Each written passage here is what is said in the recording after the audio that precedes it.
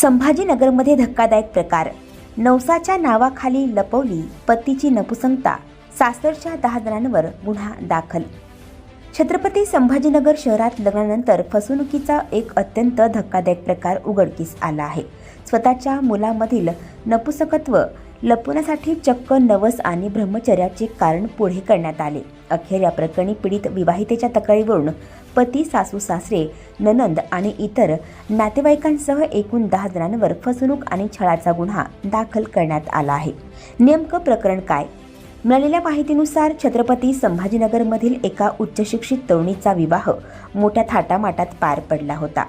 लग्नानंतर सुखी संसाराची स्वप्ने पाहणाऱ्या या नववधूला काही दिवसातच पतीच्या विचित्र वागण्याचा सामना करावा लागला. लग्नाच्या पहिल्या रात्रीपासूनच पतीने तिच्याशी शारीरिक संबंधास टाळाटाळ करण्यास सुरुवात केली. जेव्हा पत्नीने याबद्दल विचारणा केली तेव्हा पतीने मी देवाला नवस बोललो आहे आणि त्यामुळे मला काही काळ ब्रह्मचर्य पाळावे लागेल असे कारण पुढे केले. धर्माच्या आणि देवाच्या नावाखाली त्याने पत्नीला स्पर्श करणे टाळले. सुरुवातीला पत्नीने या गोष्टीवर विश्वास ठेवला, परंतु महिने उलटूनही पतीच्या वागण्यात बदल होत नसल्याने तिला संशय आला. असं उघड झालं सत्य.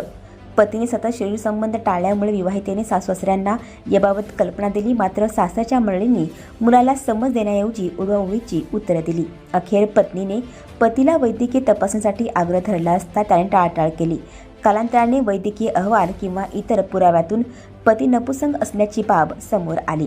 लग्नापूर्वी ही अत्यंत महत्त्वाची गोष्ट मुलाच्या घरच्यांनी जाणीवपूर्वक लपवून ठेवली होती हे स्पष्ट होताच विवाहितेने जाब विचारला. यानंतर सासरच्या मंडळींनी तिचा शारीरिक आणि मानसिक छळ सुरू केला. तिला माहेरून पैसे आणण्यासाठी तगादा लावला आणि शिवीगाळ केली. आपली फसवणूक झाल्याचे लक्षात येताच पीडित विवाहितेने पोलीस ठाण्यात धाव घेतली. तिच्या तक्रारीनुसार पोलिसांनी पती, सासू सासरे, दीर, जावा आणि नणंद अशा एकूण 10 जणांविरुद्ध फसवणूक करणे कलम 420, विश्वासघात करणे आणि विवाहितेचा छळ करणे कलम 498 यासह विविध कलमाखाली गुन्हा दाखल केला आहे. पोलीस या प्रकरणाचा अधिक तपास करीत आहेत.